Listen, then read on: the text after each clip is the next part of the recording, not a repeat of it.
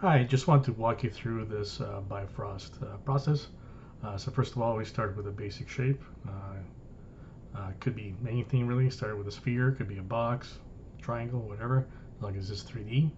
I pipe that into the Bifrost graph. Then one of the first things you need to do is to take that and convert it to something called a volume. So if I hide that, oops, let me just delete this.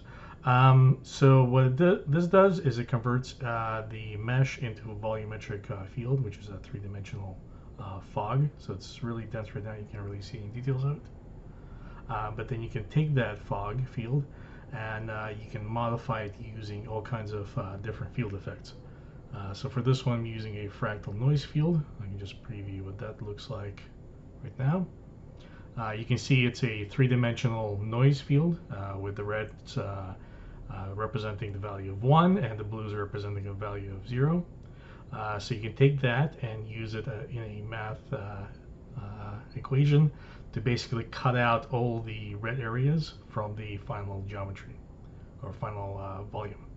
So you can take the volume, feed it through the volume to mesh tool, and you get a final mesh. So you can see this one is a little janky and jagged, but not to worry, you can take that, create a Maya shape out of it. So it converts this to this bright green looking shape. You can take that, clean it up, or you can just run it through a remesher, and that creates a nice shiny new mesh that's really easy to work with, and you can mesh smooth it and do all kinds of effects on it. Hi, so I wanted to go over the second part of this, more complicated part with the crawling cells. So essentially what we do is we start with taking the new geometry and feeding that into the flow. And once I have that in there, I'm taking it, I'm using it as the surface property to spawn a bunch of particles onto. Just to make this visible. So all this is doing is putting these little blob guys onto the surface. The next part is a bit trickier, which is how do we get the particles to move around. To do that, similar thing as before, we can use the fields. So fields can be used both to generate geometry, and they can be used to generate motion. So we take that, the original geometry, pump it into making it into a volume, and also apply a fractal turbulent field. This time around, I also feed in some time information to make it move around over time, so it's not always static. You take all that and process it, and it'll show you what the preview looks like. So very difficult to see what's going on because there's so much of it. But essentially, it's using the surface information and the turbulent field noise to create a field that will drive particle motion. So what this will do is it will actually move particles that are on the surface, but it won't have an effect if particles move off. If they get too far away from the surface, they'll kind of just float off. So we don't want that, and instead of doing any kind of really complicated collision detection or anything else for the outside of it, you can also use a field force in order to create a kind of dampening net. So what this does is, again, really hard to see, but you can see there is a force that is kind of these red arrows. They're pushing objects that are away from the surface into this area where you can see the blue. Blue is zero effect, so any particle on the surface will not be touched by this. So basically, if anything flies off, away, or into the surface, they'll get pushed back onto it. So this kind of keeps everything on level without having to use any kind of collisions. You can still use collisions, but as you know, they're a little bit wonky. This kind of force does a nicer job of making sure everything stays where it's supposed to be. So once that's all done, you can feed those into the influence. So the influence part of the particle fields is everything that drives the motion.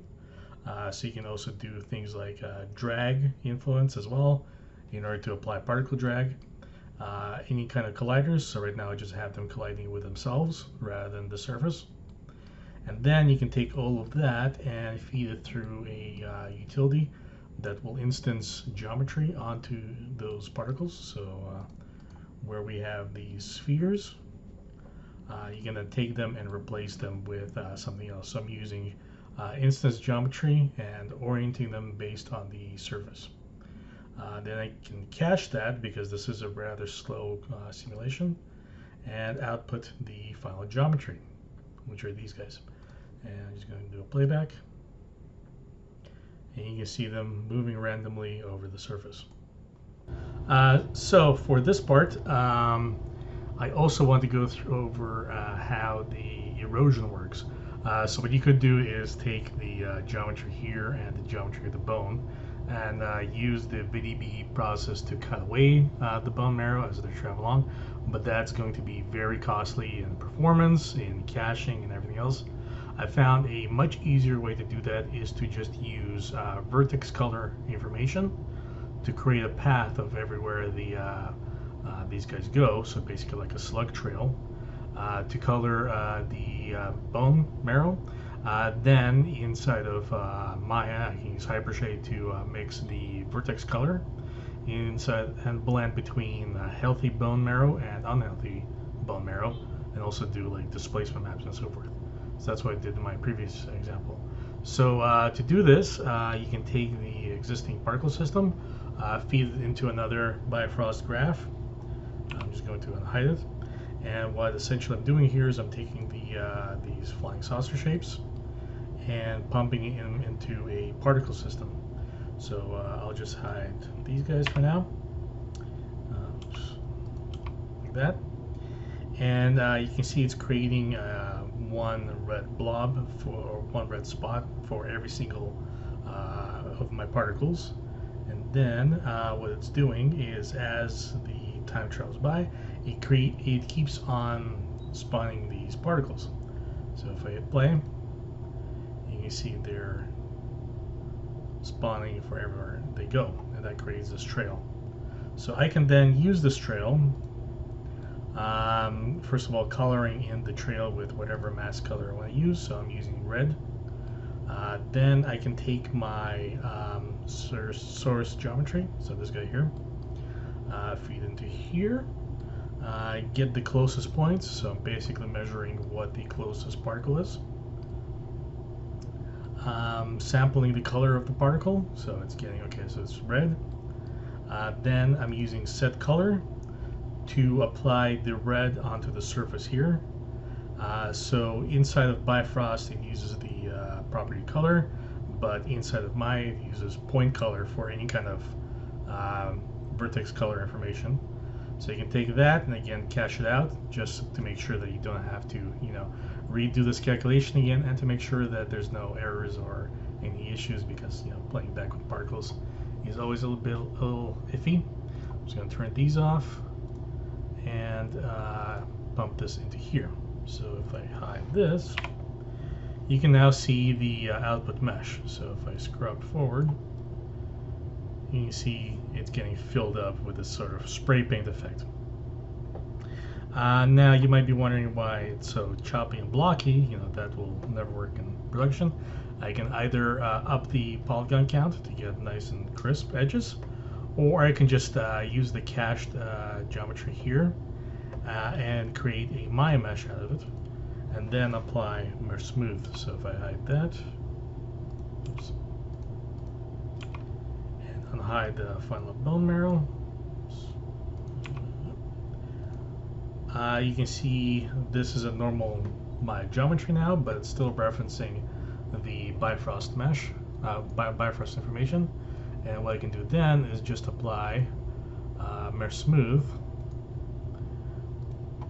Now it takes a second because this is a slow process, and you can see how well that smooths out this mask. So if I scroll forward a little bit, you can see that's looking pretty good. So I can then use that inside of Hypershade to mix between the two shaders, and I'll have the final animation.